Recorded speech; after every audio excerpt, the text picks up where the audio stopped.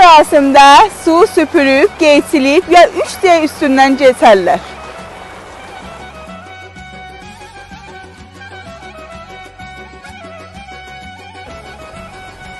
İlin axır çarşənbəsi fəqət od yandırıb odun üstündən atılmaq deyil.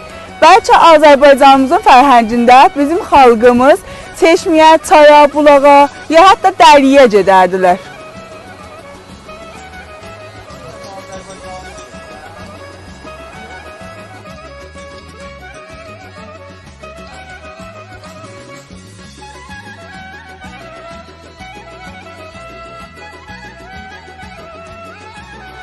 Bizim inancımızda su od kimi müqəddəsdir. Su yəni aydınlıq, təmizlik, yenidən başlamaq.